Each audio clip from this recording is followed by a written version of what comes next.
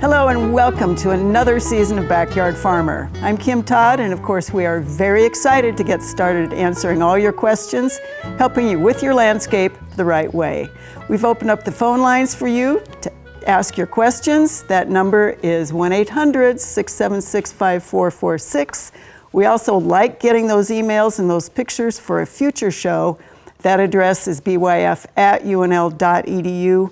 Please remember to tell us where you live. We're not going to stalk you, and give us as much information as you can so we can give you a great answer. If you also want to check out features, short videos now, and past programs, make sure you check out Backyard Farmer online at our YouTube channel and, of course, our Facebook fan page. And since we listen to you, our audience, we are bringing back a program favorite with samples. We're starting with Dennis, Critter Creature, and of course he brought one of his favorite samples. Yes, so it's the most wonderful, or second most wonderful time of the year. It's when snakes and other reptiles emerge from their long brumation, and the first thing they do, especially the garter snake, is gather up for mating. So you'll see big groups of them. And remember, garter snakes are beneficial. No germs and viruses transmittable to people. And they eat worms and insects and a lot of other creatures that may cause problems in your garden. Not that the worms cause problems. So just enjoy them and embrace them in your landscape. And know that they are not going to wander off the table and or into your pocket or do anything fun like that today. They're just going to do their thing. I love it. They're really fun and pretty. And we do have 4 types of garter snakes in Nebraska. This is the plains. And you can't tell by the color. The stripe could be almost any color and it's still a garter snake. Awesome. Thank you, Dennis. Okay, Jeff, a beautiful potted knot plant. Not nearly as interesting as the snake, but right now, probably in a lot of people's gardens, you're seeing the winter annuals coming up. So you have a variety of little things coming up in your garden, not your vegetables or anything that you've planted yet. This particular plant is not a winter annual, so this is Creeping Charlie, which is a perennial. So it may resemble henbit and some of the other winter annuals out there. What makes this a little bit trickier to take care of is the fact that because it is a perennial, just pulling it and just mowing it and some of those things that we'll suggest sometimes with our winter annuals won't work quite as well with this. So things to think about if you have a problem with this particular plant in an area is making sure that your soil fertility is really good. So we want to look and make sure that we don't have any issues with the soil. And then you could try pulling, and as a last resort, you might want to try some of the different multi-chemical herbicides, and they'll probably work on something like this. All right, and it's pretty and awful. It is pretty and tenacious, yeah. Tenacious. All right, Amy, you have something almost in flower here that you said is not in flower for you. Not even close. So when I drove into Lincoln, I'm like, holy cow, there's trees blooming. So what I have with me is an apple branch that I actually pulled off the Backyard Farmer garden. And so what we're looking at here is we're getting those buds are about ready to pop out. And so this is the time of year we are going to be spraying our apples and our crab apples for cedar apple rust and apple scab. And so if you're in the southern portion of the state, this is probably something you want to be getting done here in the next couple of days. This weekend, I think, should be fairly nice to go out and spray your trees. Now, if you're from the northern part of the state, we're about 2 weeks behind. So in the next week and a half, you're definitely going to want to be taking a look at those trees and getting those fungicide applications on so we're not having all that beautiful, I call it beautiful, orange and red splotches on our leaves, on our apples, and that apple scab moving in later this summer. All right, and if you want to see it, it'll be in our garden because we don't spray. Nope. All right, Kelly, a giant piece of a yew. Yep, I do. I have Japanese yew here. We're getting into the pruning season, and this is Japanese yew, as I said, or the genus Taxus. And I just wanted to remind people that this is actually a very toxic plant. Now, I know we have a lot of it in our landscapes, and you might wonder why. Well, people tend not to eat Japanese yew. But where poisoning can happen is people will sometimes take these prunings and they'll end up putting them in a pasture, for example, or if you dig up a plant, you drag it into the pasture thinking you're going to burn it later. These are very, very toxic to livestock. So as little as a mouthful to up to 1 pound can kill a 1,000 pound animal fairly quickly. So if you are pruning these, do not think you're going to be nice and share them with the local livestock. And if you're along fences, for example, they shouldn't be planted along fences where livestock could maybe reach over and munch on them. They're not very palatable, but the young tender growth they may feed on are prunings. Or at least give it a shot, and then you've got a dead horse. Right. Right. All right. Well, thanks all. It's fun to have samples back. Okay, first round of questions is yours, Dennis. Ready. And your very first one, this is really fun. She has a bird feeder camera, and she found this animal on it, and it's mounted on a 2x4, and 2 pictures of it. Her alarm went off. What do we think this is that's snacking on her bird food in her bird feeder? Yeah, it's an opossum. I can tell by the eye and the whiskers and the mouth. It's not, I can't see everything, but which is very common. Opossums love to eat seed, either underneath the bird feeder or they can climb and hang by their tail. So. Yeah, and no way to stop that other than not feed the birds, right? Right. Yeah. All Feed right. the possum too. They don't hurt anything. Feed them all. Okay. All right. Keep everybody happy. Keep everybody, except her, if she's buying bird seed. She's also buying opossum food. There you go. All right, your next one here. This comes to us, Southeast Lincoln. He saw this late last summer, and he thought it was a piebald squirrel, and he's wanting to have it identified. Well, it's a fox squirrel. It's a melanistic, which means black fur, and I blew it up, and it's not white. It's no fur. So it either has mange, and if this was taken last fall, it did not make it through the winter. What happens due to pets, cats and dogs? So most of our wild animals, especially near a town or city, have cat fleas and dog mange and dog ticks. So our domesticated animals are giving these things to the wild animals, not the opposite way. That's a misnomer. But when squirrel populations get high, you get the mange. All right, and you have one more. This is from several Lincoln viewers. It is, what is this damage on the honey locust all over everything, and how to stop it? Okay, usually when it's like this in spots on the trunk, which I think it may be, it's territorial marking by squirrels, and that, if it's territorial marking, you can mix cayenne pepper or ghost pepper with vegetable oil and spray it on there. They'll come up and they'll take one nibble, and the squirrel won't come back to that point, and it won't hurt the squirrel permanently. Sounds like a good solution. Yep. All right, thanks, Dennis. Okay, Jeff, you have 2 pictures on this first one. This is a Lincoln viewer.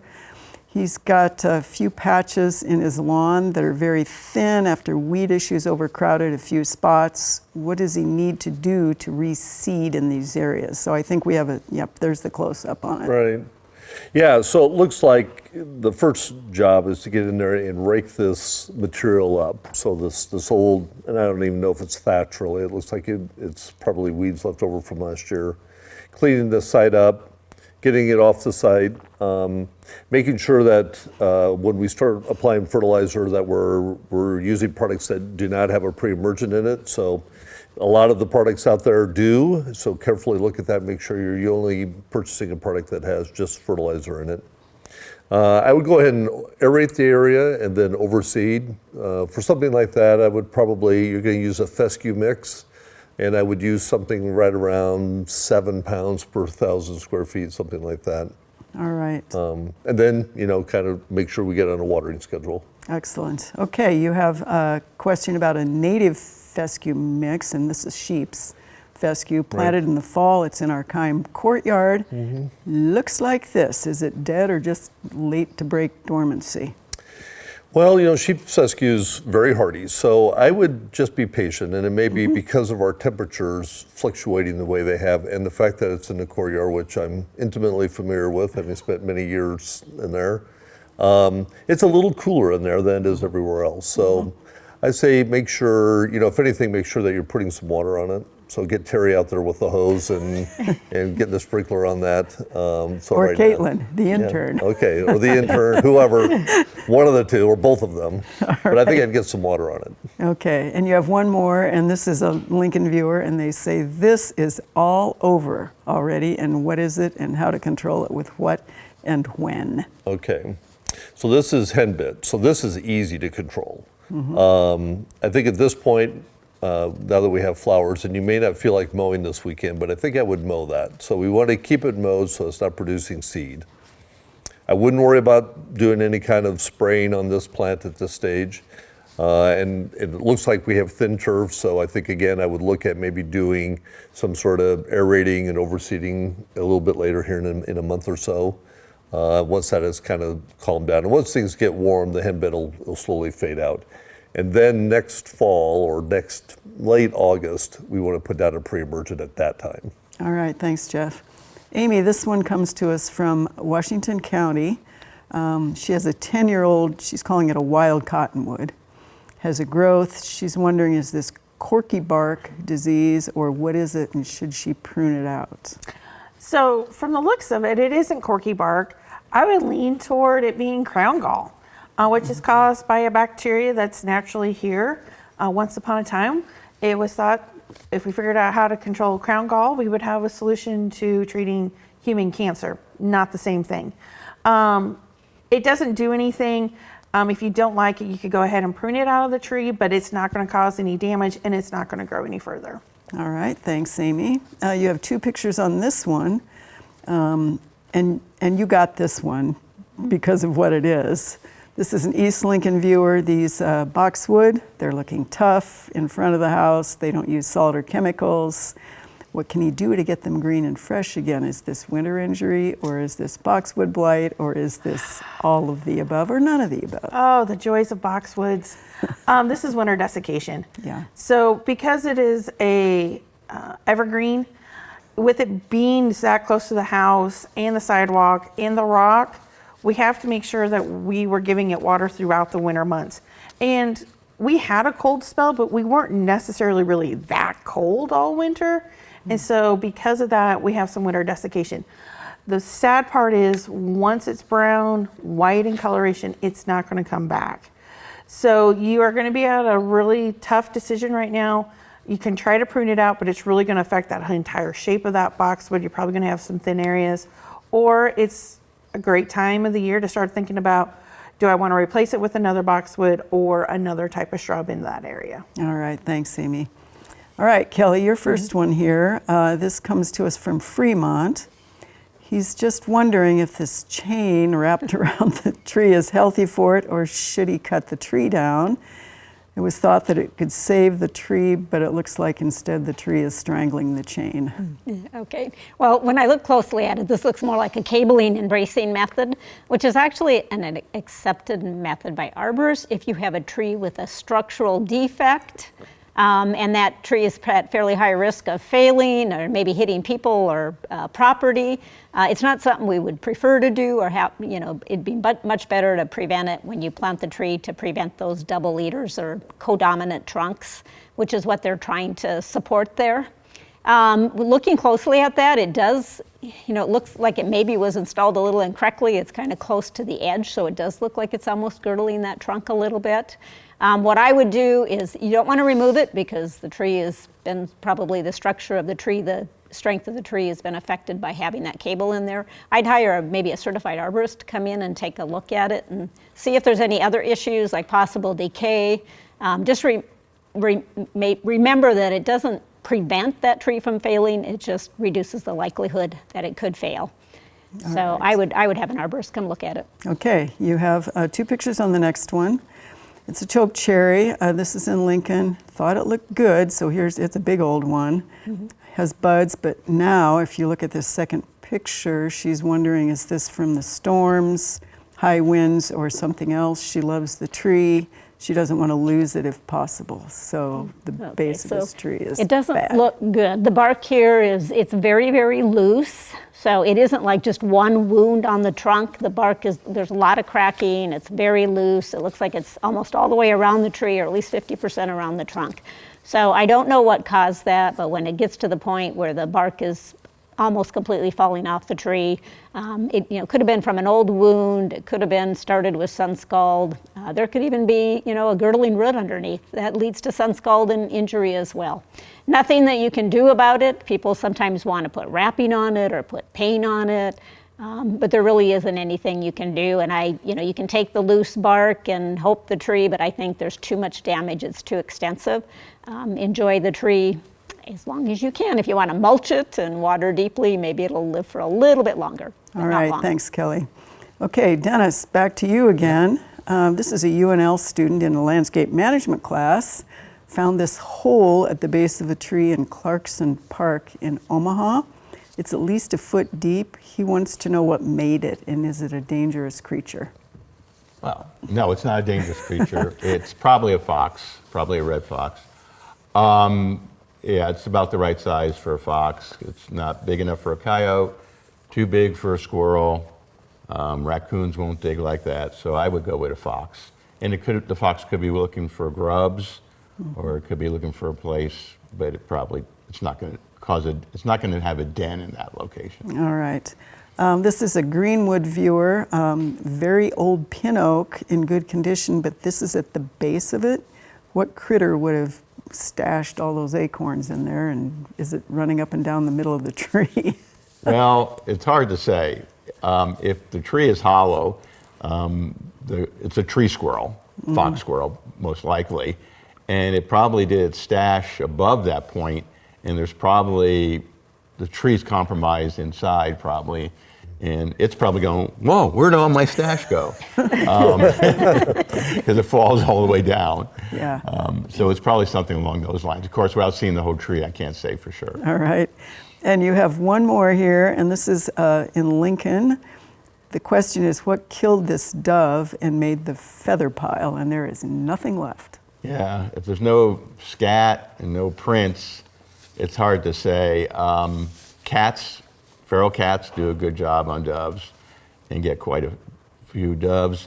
Birds of prey, red tail can do it, but usually you'll see red tails usually take the feathers and everything and take it up in a tree and eat it. So again, a fox would do it, but a fox usually will eat the feathers. So it could be a cat, could be a fox, could be a bird of prey. It's just a former dove. It's a former dove. Okay.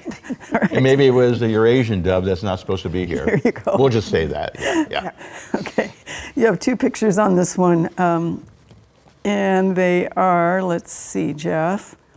It is all these weeds around this flower bed area, and he's wondering what they are, how to get rid of them. He's wondering if he can spray and get rid of them now, and he doesn't want to damage the lawn.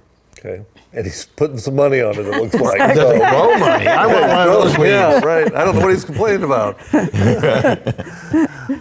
So this is field pennycress. So it's a winter annual. And it may be blooming by now, so it might be pretty out there right now. So, so as a winter annual, like we were talking about henbit, this is another one that I don't know if there's any real need to spray it with anything. You can certainly mow it off, keep it mowed, again, making sure that we don't create any more seed from the plant. And then look at, again, it looks like we have a thin lawn, so we need to do some compost and other things to make the lawn healthier, so then reseed. All right, excellent. Your next one here is, this person wants to know if there's anything they can do now to kill clover and then keep it from coming back, and they also want to reseed at the same time. Okay. Well, fertility is the big thing. So just getting your fertilizing up, clover does well in low nitrogen areas. So that's what, for campus, I don't spray clover. We'll just, if we're worried about it, we'll just fertilize the way we're supposed to, and that usually it'll fade away. All right, excellent. And then you have one more. This is in southeast Nebraska near Schubert. She did want to know whether it was a flower or a weed. It looks like 3 or 4 leaf clover, and you got it because she thought it was a weed, and it's not. Yeah, right. It's columbine. So lucky her, she must have had some columbines nearby, and they flowered, and she's got some seeds, so she'll have more columbine. So Perfect. yeah. All right, Amy, this is you have two pictures here. It's a 10-year-old American elm. Or no, sorry, wrong one here. This is the birch. Yeah, and this birch was pruned about a month ago, and it is bleeding. It's bleeding. This, what is this? Is it a disease or it's, yeah. So you're gonna have to go out and smell it. It isn't very often we say that in plant path, holy cow. You need to go smell it. And if it smells really, really bad, what you're seeing is what we call a slime influx.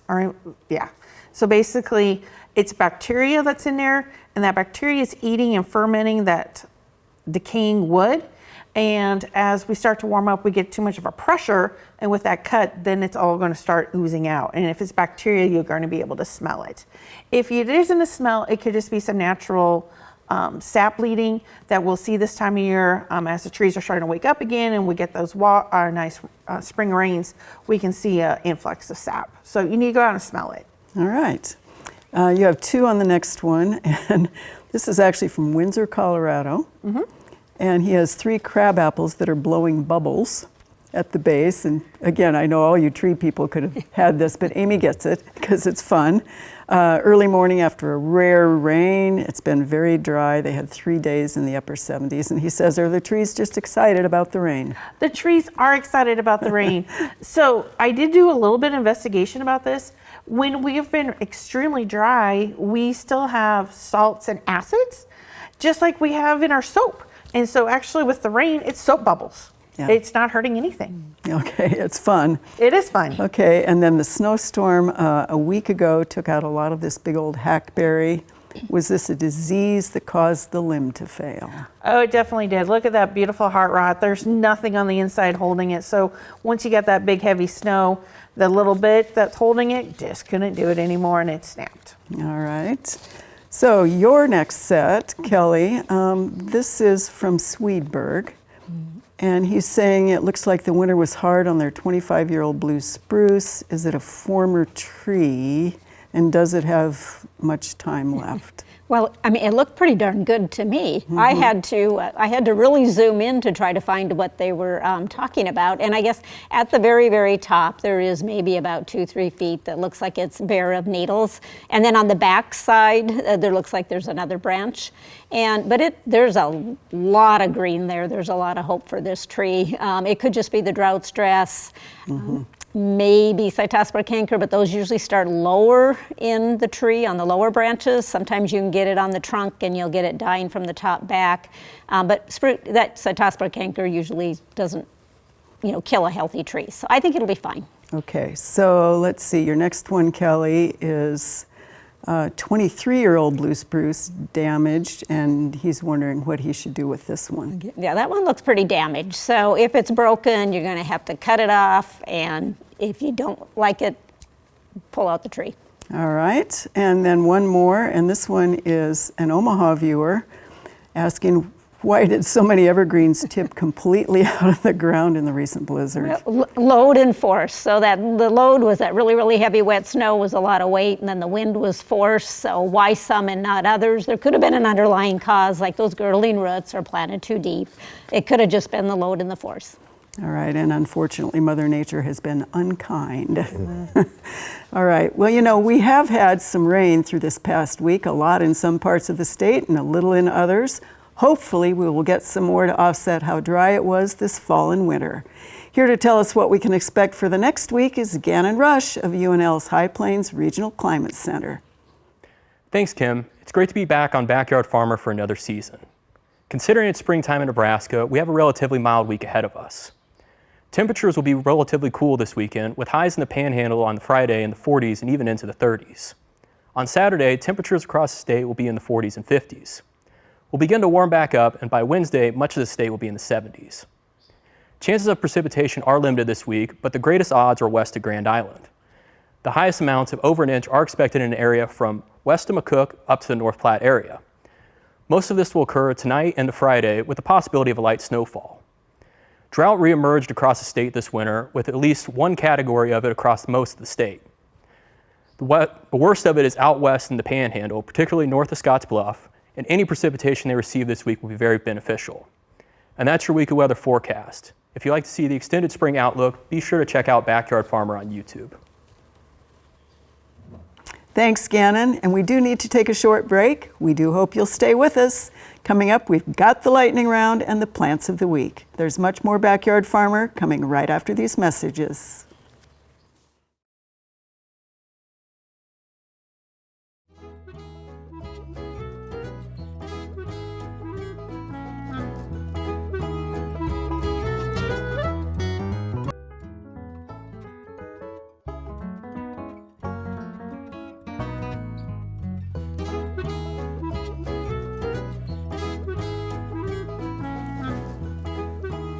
Welcome back to Backyard Farmer. Coming up later in the show, Jeff is going to outline some tips for good mulching practices. You can still phone in your questions to 1-800-676-5446. Send us those pictures and emails to byf@unl.edu. And of course, right now, it is time for the lightning round. Are you ready, Kelly? I'm ready. All right. This is a viewer who wants to know what to plant for a ground cover to keep the weeds down in their garden space this year because they're not going to garden this year. I would do a cover crop of some sort, like an annual ryegrass or something such as that. There's lots of Google cover crops in extension, and you'll find some great ideas. All right. We have a Ceresco viewer who wants to know whether strawberries will survive our winter here in one of those raised tiered strawberry bed things. Okay, well, it is risky because they can desiccate, they can dry out, and the roots are not as hardy as the above ground part. So sometimes in above ground containers, we lose the roots. So risky. All right. We have a viewer from Auburn who wants to know whether 9-bark should be cut to the ground in the fall. It can be, but you're going to lose your flowering in the spring. All right. An Omaha viewer wants to know, has the window closed for pruning oaks so we don't get diseases? Because of the oak wilt, we don't recommend it this late in the season. All right. And then we have a viewer who wants to know what to do to save the peach blossoms with the impending cold weather. Pray, or maybe turn on a sprinkler or put on a blanket. All right. Nice job. Okay. Your turn, Amy. You ready? Yeah. All righty, we have a Western viewer who has Dothostroma, has had it for a long time in all the pines. He's wondering, does he do fungicide mid-May and 4 weeks later and then do it over and over again? So you're going to make that first application just as the needles are starting to emerge and then follow back up 4 weeks later, depending on if it's rain. If it's dry, you don't need to. You're not going to need to keep going back and forth because it can only affect when the needles are just elongating. All right. We have a viewer wondering whether we can still expect the cedars to do their cedar apple rust thing, or did the cold and the heat kill those nasty cedar apple rust? I bet we're going to start seeing them popping up this week since we've had some rain. We have to have precip for the little tendrils to come out. All right. We have an Omaha viewer who had sooty mold on their magnolias last year from the scale. The trunks are still black, but is that mold going to cause any trouble? Sooty mold doesn't cause any problems to your tree. All right. Fremont viewer wants to know, is this a good time to start treating roses for black spot? Well, if you're starting to green up, you could start those applications, but I would wait a little bit yet. All right. Nice job. Okay, Jeff. Ready? Okay, yes. Okay, this viewer loves that the lawns turn blue with the little scilla bulbs. But the next door neighbor says, how do you kill the little scilla bulbs without killing the turf since it spreads so much? You know, that would probably be a tough one to kill with a herbicide. The leaves on those bulbs are not real absorbent to a lot of our herbicides. So I think, you know, you could kind of focus on mowing and kind of continue to do that and see if we can stop the spreading that way. All right. This is also a cover crop question for you, but it's a bare soil question. Is there something that you could plant in the spring and it will last all season in totally bare soil? It's a cover crop. A cover crop. Mm-hmm. So, you know, you could do, well, like Kelly said, so I think a winter wheat, something like that, if you want to do something like that. Okay, That'll take mowing too. okay, we have a viewer who wants to know whether mesotrione can be put on this weekend, or is it going to be too cold? I think it's too early for that. So I think it's too early for any of our pre-emergents. All right, we have a Blair viewer who wonders whether sedge hammer will work on nut sedge and daylilies without killing the daylilies. Well, I don't know. Okay. I know it works on the sedge, but you'd have to look at the label. All right. Yeah. Excellent. Read the labels. Read the labels. Okay, Dennis, ready? Always. Always. This is a Brule viewer who has new trees and wants to use PVC pipe around the trees to protect them from the wascally wabbits, and wants to know how high that PVC needs to be. 2 foot, but make sure you have it so it expands so it doesn't grow the tree. Perfect. So how long do mallards live if they are not hunted or don't catch bird flu? Usually up to 12 years, but very few live that long. All right, this is a Lincoln viewer who saw a very large black dead snake on the grass after the last snow melted. Where was it? It's a black rat snake, and it probably came up too early. Okay. This is a Beatrice viewer who has all sorts of vole trails. They've had snow, and they're wondering how to kill. Catch-all trap, box trap. All right. We have a viewer wondering what is the size of a hole that a raccoon can get through. They think one is eating a hole in their Well, a house. full-grown raccoon needs almost 10 inches in diameter, 8 to 10 inches. All right. So raccoon latrine, how do you remove it? Definitely do it wet. Don't use a vacuum or a broom. Wet it with disinfectant and protect yourself. There's a lot of diseases in that. All right, excellent. So let's see. I think Dennis Gets it. Way to go. won the prize. Way to go, Yay, Dennis. There we go. All right. Well, you know, each week on the show, we take you out to our garden to highlight our vegetables and ornamentals that we've selected for the season. That all starts inside the greenhouse. Here's Terry to tell us what we are and show us what we are planning for the upcoming season.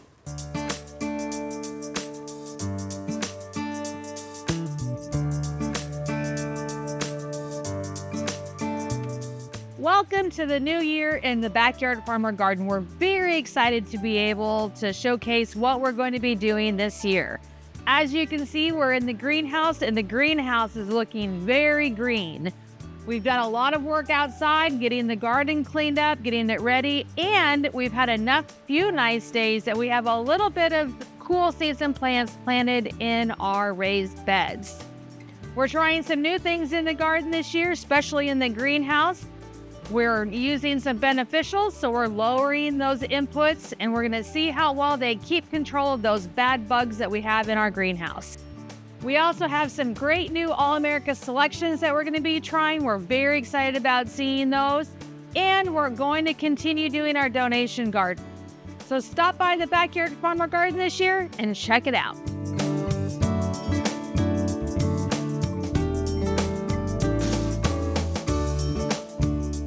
You know, we are expecting another great year at the Backyard Farmer Garden. Once those plants get going later in the year, it's a wonderful spot to visit when you're on East Campus, on purpose, of course. And so now it is time for Kelly, Plants of the Week. Okay, so we have 2 trees here. The beautiful leaf foliage here is called Perennial. I had never heard of it. So thanks, Kim. It's related to the witch hazel. It's a small ornamental tree. Has Persian ironwood is a common name. It has beautiful bark, and it has great red fall color, reddish orangish fall color. And the white one might look beautiful, but it's not. This is an ornamental pear or calorie pear, and this is on the invasive species list. We don't recommend planting them anymore. They can revert to what cultivar they are. They're kind of stinky. So don't plant the calorie pear or the ornamental pear anymore, but try to go for the Perennial. I know it, and those pears really are stinky. So unfortunately for our panel, they are smelling just terrible. All right, thanks, Kelly. I love to bring in twigs like this. Yep. So thanks so it much. Looks pretty. Okay. All right, so we have announcements, of course, of wonderful things in the gardening world. We have, first off, the Kelly Norris presentation. This is April 12th in Fremont, 1 to 3 p.m. at the Purple Dragon Paper Company. That sounds like a lot of fun. Kelly's from Des Moines.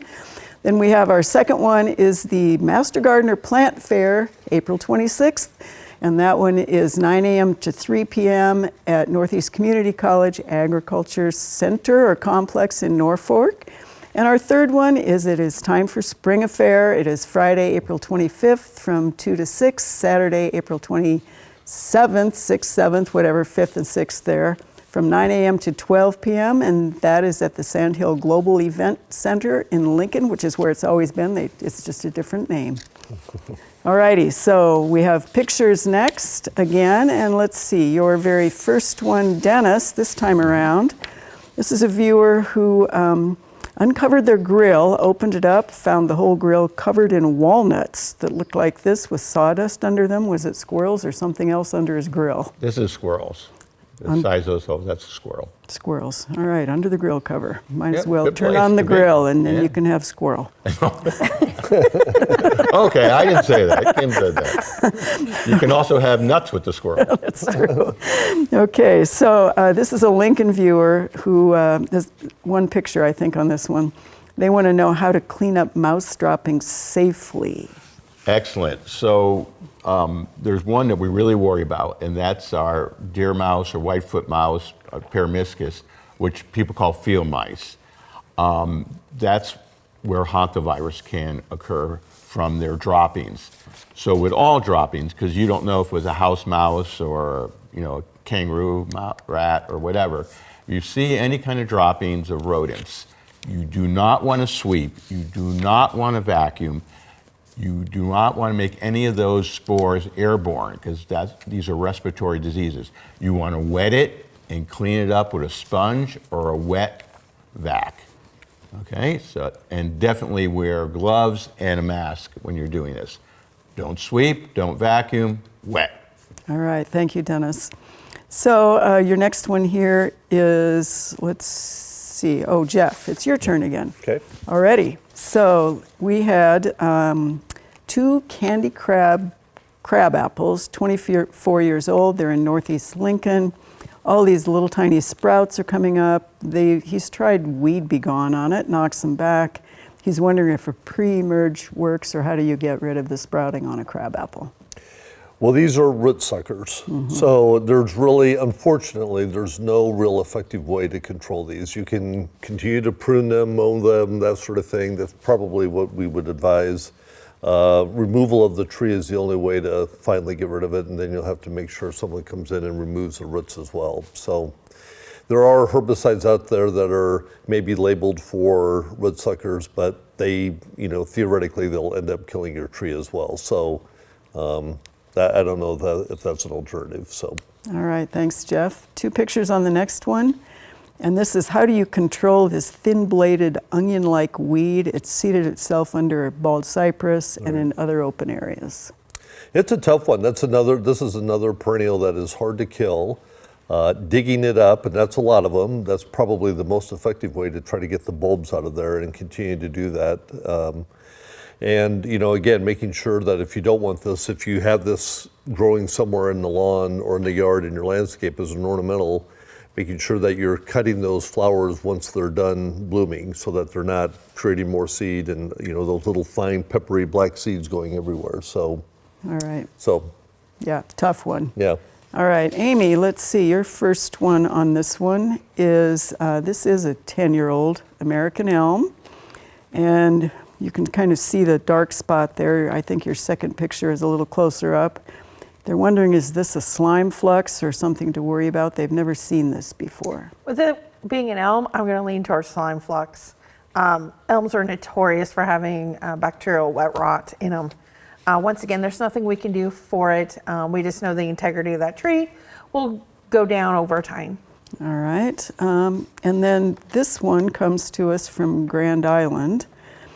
And they're wondering, you can kind of see down in there what's going on. They're wondering if it's something they can do something about and can remedy, or is the tree a goner?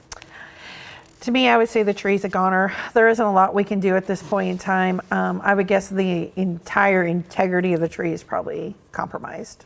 All right. Kelly, this is a Blair viewer. You have 2 pictures on this one. These are along her lot line, and they're cotoneaster. She says they're 50 years old or older. They haven't been trimmed for about 6 years, lots of dead wood. Some other things are starting at the base, and she doesn't have a watering system. She's wondering whether she can cut them all the way to the ground. She does say they get a little water from the neighbor, but it's been dry. Do you think 50-year-old you cut to the ground, or what should she do? I always tell people go ahead and cut it to the ground. If it grows back, it was okay. And if it doesn't, as a 50-year-old shrub, excuse me, that maybe it was the straw that broke the camel's back. But it looked like there was a lot of good new growth on some of the tips of those branches. So you can either thin out all the dead stuff that's in there, or you can just shear it all the way back to the ground. Right, and that's old for cotoneaster. That's old. That is very, very old. So that might be the straw that breaks the camel's back, and it doesn't grow back. All right, excellent. And you have one on this one. This one is coming to us, Lincoln, about Pioneers Park area. She has 3 sycamore trees, and only one is doing this. She says it is on the south side. She's wondering, is this tree doomed? Okay. Well, this one, unlike the other one we were looking at before, this one is a smaller wound. I mean, it's a fairly good-sized wound, but it's smaller. I don't see a lot of cracking. The bark doesn't appear to be loose around it. So there's hope for this tree. I would put mulch around, maybe a 3 to 4 inch deep layer of mulch in a 4 to 6 foot diameter ring. Water deeply, if you like 18 inches for a tree, and try to help it. Maybe put on some wound wood and close that wound. All right, that's excellent ideas on that one. Okay, well, you know, we have had a very dry fall here and the winter, and unfortunately, proper mulching has never been more important, and we see it done wrong too many times. So let's take a few minutes to hear from Jeff with some tips for mulching around your home.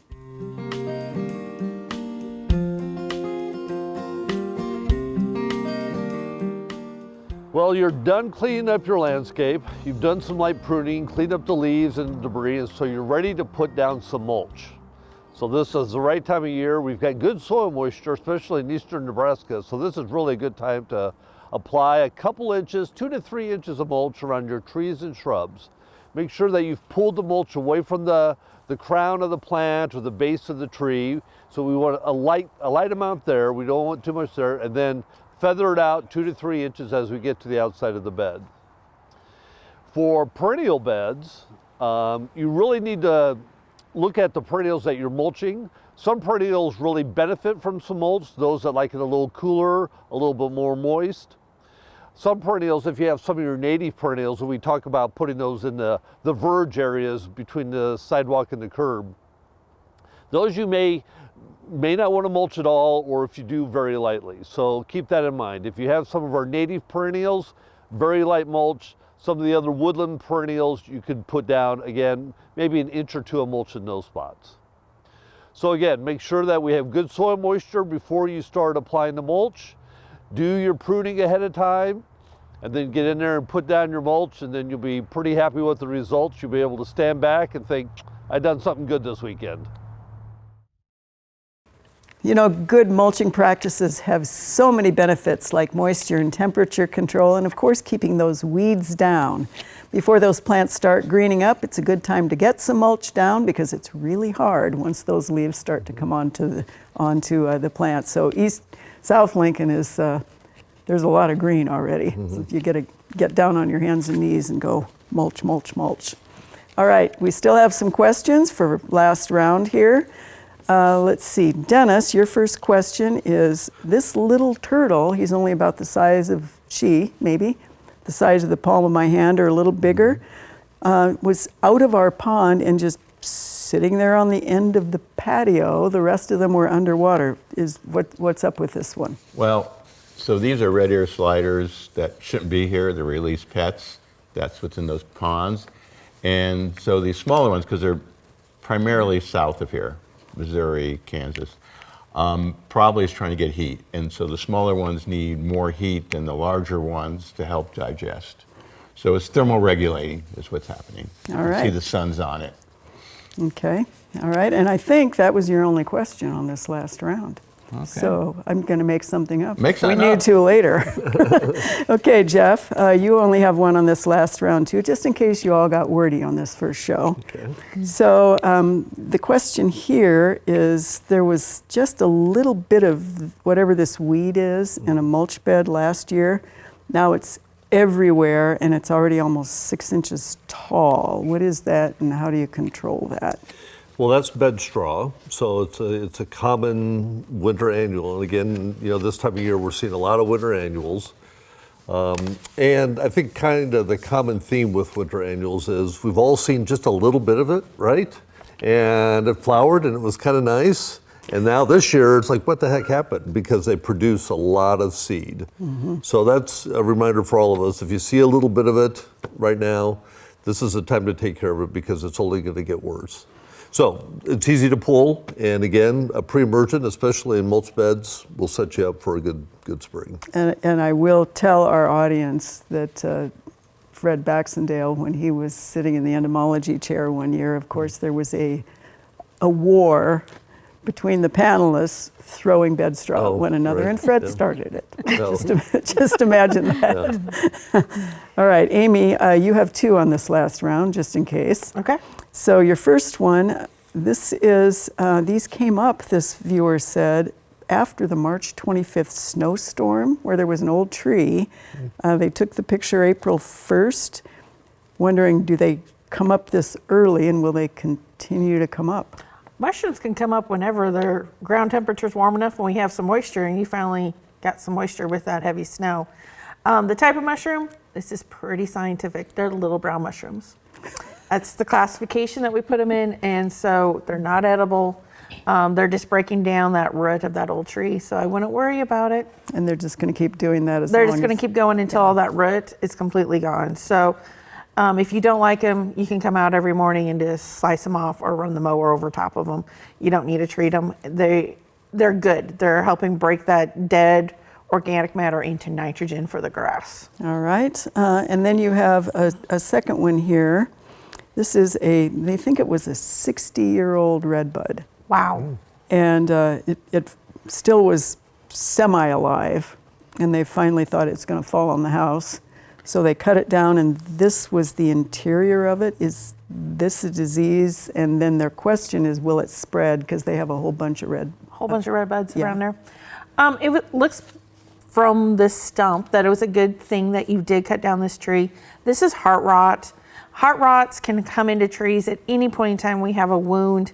And in all reality, once we get into older trees, 40, 50, 60, 100-year-old trees, you think of a 100-year-old cottonwood, most of the time they're decayed on the inside.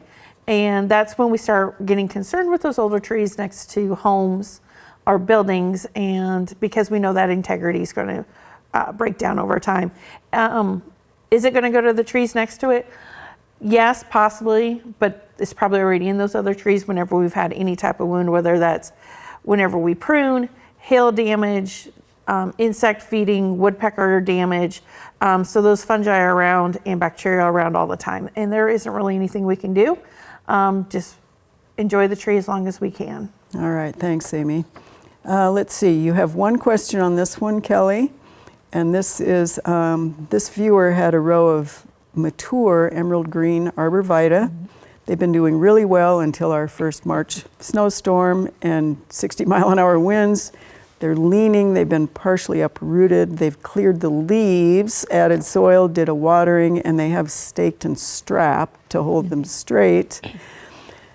What else, or Well, what I think else? they've probably done all that they can, and time will tell.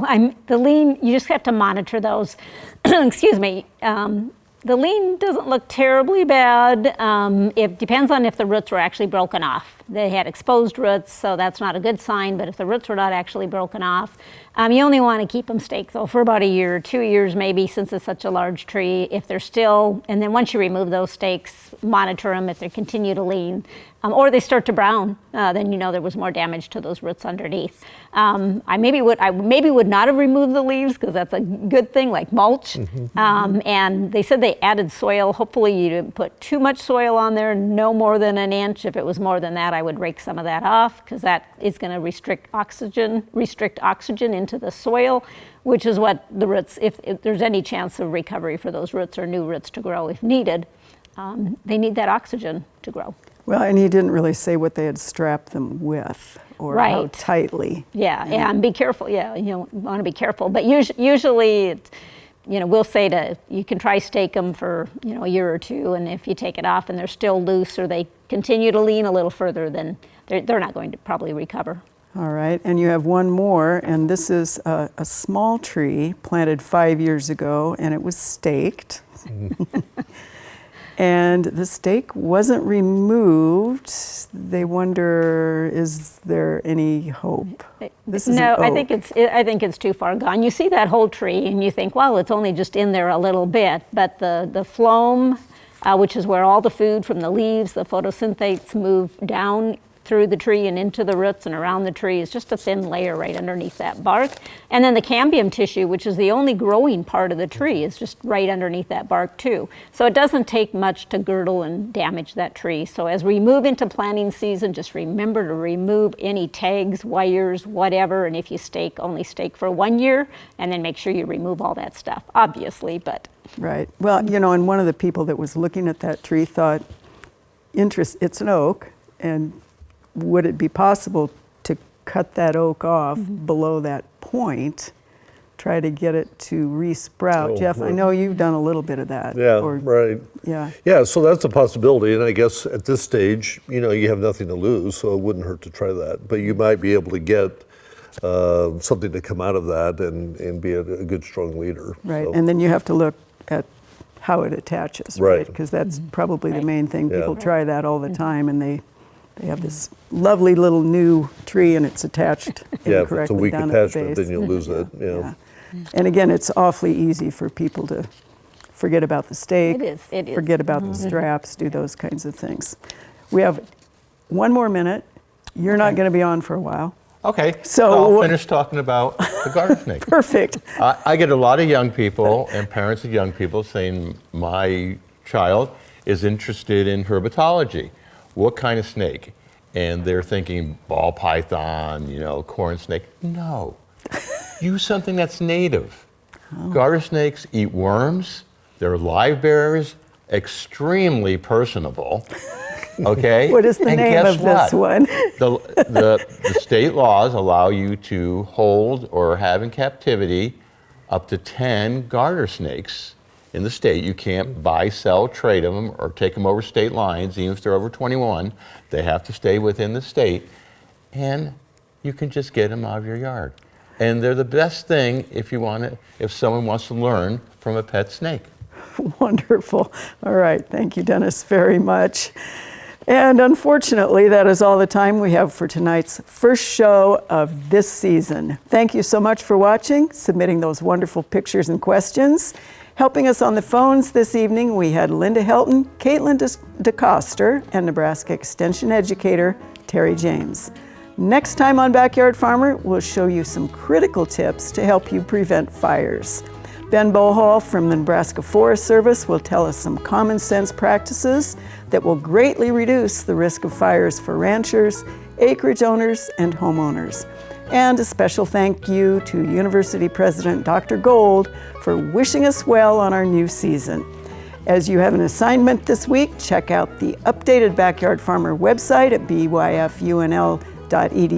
Sign up for our monthly newsletter. So, good night, good gardening. We'll see you all next week, right here on Backyard Farmer.